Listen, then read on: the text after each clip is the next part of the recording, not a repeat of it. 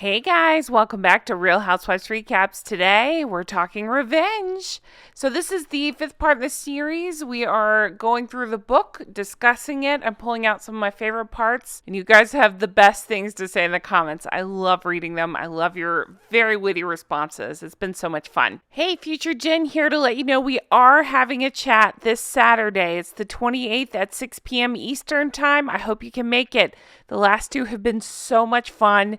They've gone on so long. We're so excited. So join us 6 p.m. Eastern Time. Google what time that is for you. Jump on the live chat and say hi. So today is Tuesday, and Courtiers, I never say that right. My Southern accent, Courtiers, came out today. And you know, I will be reading that. I'm so excited. I thought, well, let's keep going revenge a little bit on the channel. It'll give people a couple of days to read it, and we will dive into that book. I can't wait. Expect that in the next couple of days. But in the meantime, let's get into revenge. So I just have one quick favor to ask of you. Will you hit subscribe on my second channel? You'll see it right there at the top of this channel that you're on, the RHR. It's just the second channel I've kind of worked on in the background. Not much on there right now, but I do plan to put more content up. I'm trying to build it up. You never know with YouTube if something happens to my main channel. I want you to be able to find content there as well.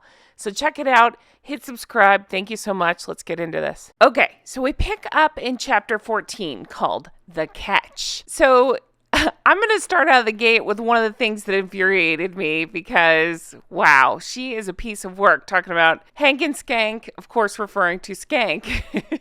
No, we're talking about Meghan here. She is trying to increase her commercial appeal. Good luck with that. How's that working out for you? She just ranked lowest as like least likable of the royals. I think that's really funny. I wouldn't even put her in the list with the royals at this point. So inquiring minds like myself want to know, this is Gina Nelthorpe-Count. She was Meghan's publicist, and she has been very vocal about how Meghan loves to use people and then ghost you. So that's basically what happened here. Meghan had worked with her for a very long time. Gina actually believed that they were friends. Once Meghan got with Harry, according to Nelthorpe, Meghan changed. Shocker, right? She came up with this proposal for Gina to do work for free for her. Now, again, this is her publicist.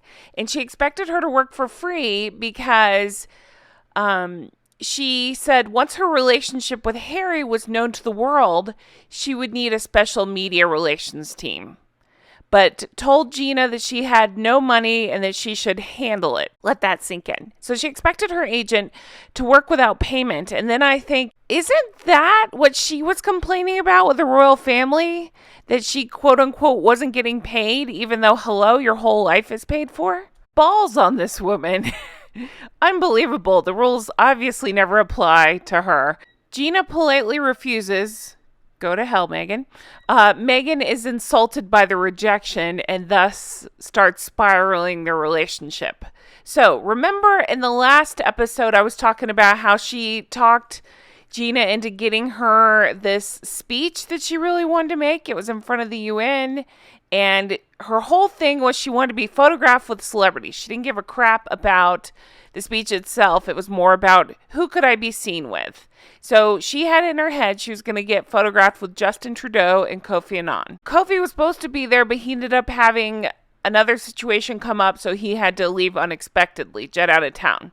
Meghan was able to secure a photo with Justin Trudeau like the night before, so she calls up Gina and says, no, I won't be making that speech. Again, last episode I talked about it was 1,300, I believe, give or take, people that were supposed to be at this speech. She had made it a big deal and acted like this was so important to her and even got Gina to get press coverage on it. And then she decides, nope, I got the photo. I'm good. I don't need to do the speech anymore. So when Gina brought this up to her, like, what the hell? You asked me to do this. Meghan says, according to Gina, you're my agent. You sort it. Nice, huh? So she was rude. It left Gina in tears.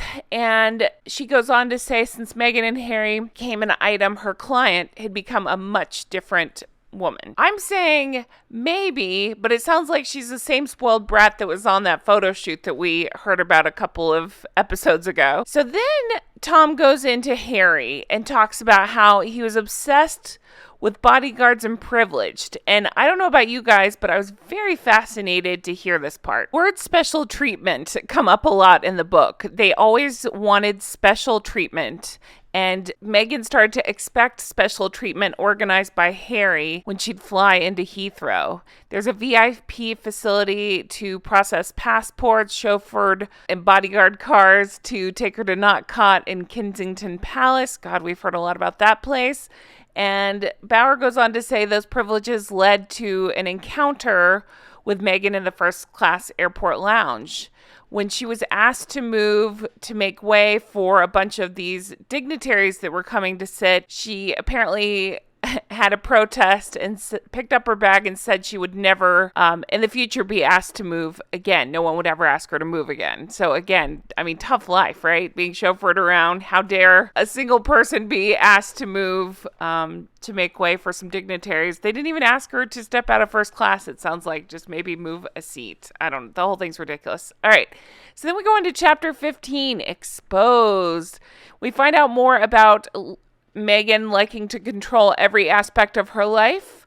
And we go into her past story needing adjustment. According to Tom Bauer, on October 9th, 2016, her Wikipedia was changed by a PR agency in LA. I'm sure they did that out of the kindness of their heart, right? They wouldn't do that on her behalf. References to Deal or No Deal were removed. No more Case 24. Also, they deleted Fashion Model and instead focused on her humanitarian work. This is where I wish I could play clips of Tom getting into how she used her Rwanda visits. She had been there twice before, but he goes into detail about she goes for the photographs and then she disappears for hours on end. She takes all these pictures and all these different outfits to look like she's done all this work, but it's really just a big PR campaign for herself. So 2 weeks after this, she ends up emailing that Gina, saying she's done with her acting career, that the contract is terminated, and that was that. So Gina was upset, thinking she was losing this friend and client, but it was all planned out by Meghan, and Gina's gone on record since and saying this is what Meghan does when she's done with you. She dumps you and you never hear from her again. Lovely, huh? Although I think Gina came out ahead in this one because she's been speaking the truth ever since, and it might be nice to lose Meghan. Okay, Meghan and Harry go to a Halloween party in Toronto. We find out Eugenie and her boyfriend were there too. Meghan clearly got confused, thinking that this was the dog filter again because she loves to make this face in photographs. Okay, so they spin it as these were the moments before the world knew. But the way Tom explains it is, no. She's very calculated. She knew what she was doing. She had to get these photographs that had to be outed, the relationship, so that way it could get to the media and help her career, or help, I don't know, the global, whatever recognition she was trying to hope for. How's that working out for you? I just find it so funny because isn't that what they accuse everybody of doing, is leaking stories? And yet he can't even realize, oh, hey, Meghan probably put this out for her own benefit. So much for privacy, right? Sunday Express revealed the relationship October 30th. They were alerted that morning, Harry and Meghan, and Harry in a very dramatic fashion jets out early in the morning for London. The issue I take here is that they refer to Meghan Markle as a U.S. TV star. I don't think so. Meghan came out smiling that day and drove to Suits. Of course, it was the best day of her whole life. She got the recognition she was hoping for, and she got people to pay attention to her. And I'm sure people had a million questions for her on the set of Suits, so it was probably the best day ever for her. She posted pics on the TIG after this, including her visits to London, because again, this story's breaking. So of course she's going to be like, well, guys, I've been to London lots. Yes, the balls on her to call it the Insider's Guide to London. Bullshit. I'm going to Coronation in a couple months. I can't wait. I'm so excited. But would I ever think to call it the Insider's Guide to London because I'm an insider in London? No, I'll be like the stupid Americans' love of London. Let's go back and think about this. We just came off the book Spare, where Harry straight up says dangerous Queen Consort Camilla is leaking stories. Well, it's fine when his, Hank and Skank do it, but it's not okay for anybody else, even though I don't believe that Camilla did that. It goes back to the same rules don't apply to them, just for everybody else, right? She was also posting pictures of her and Harry wearing matching bracelets, pictures of Jigsaw and a cup of tea, because, she's very stealthy. Nobody will get what that means, you guys. A picture of two cuddling banana. Did I say banana? Bananas, with a caption that says, "Sleep tight, X." Then I realized that's her thing, writing on bananas. Do you remember this? She got backlash because she wrote supposedly inspirational messages on bananas. What? When she was, I don't know, doing some charity work or something, and it just came across as condescending and narcissistic. Again, shocker. We've heard that before, right? She gained 100,000 new followers on the TIG. She, according to the book, was clearly not concerned for her privacy in that moment. That morning, her longest friend, it's Nanaki Pretty. We hear a lot about her. Meghan was her maid of honor at her wedding. Well, she's another one that Meg decided she outgrew and she ghosted her. Meghan's fascination with the royal family landed her the ultimate prize. Little girls dream of being princesses. So let me tell you about this. She wrote about this in the TIG, and this is where I believe her obsession with Catherine really shone through, right? So she talks in the blog about all little girls dreaming of being a princess and says, just look at the pomp and circumstance surrounding this royal wedding and endless conversation about Princess Kate. Couldn't help myself. I had to post this photograph because this is what came to mind when I thought about the two of them. Catherine effortless and charismatic and gorgeous, and Meghan bitter and scrunch-faced and angry behind her. So then Bauer goes into Thomas and Doria, and apparently Meghan called her dad and said, hey, you need to lay low. Then she called her mom and said, don't say a word to the paparazzi, and ended up posting guards outside of Doria's home. We find out something interesting about Doria. They had openly talked about Thomas filing for bankruptcy twice before, but then go into Doria's bankruptcy. I honestly didn't know anything about this. I didn't remember reading this before. But Tom Bauer claims that she had credit card debt of $52,750. Ooh, what? Oh my. Okay, that's a lot. Let's see. It sounds like Tom Jr. had also filed for bankruptcy. Samantha claims that Meghan didn't warn Samantha or Tom Jr. about the press coming after them as well. And that's when Samantha started doing interviews talking about how Meghan cut out her extended family. This is a tough subject for me because I have my own thoughts on Samantha. I don't even know if I want to get into it because sometimes I catch heat from you guys because truthfully, Samantha bugs the piss out of me. That's just my own opinion. I don't think Meghan should have abandoned everybody. That's not what I'm saying. I just think Samantha's a lot. So there's that. That's just my opinion. Don't get mad. I still can't stand Meghan. We're on the same team here. But Samantha did interviews about Meghan's lack of emotional support as well as financial support for their father, who is struggling apparently. She went on to say the royal family would be appalled by what Meghan has done to her own family. Dun, dun, dun. I want to be a fly on the wall during that time.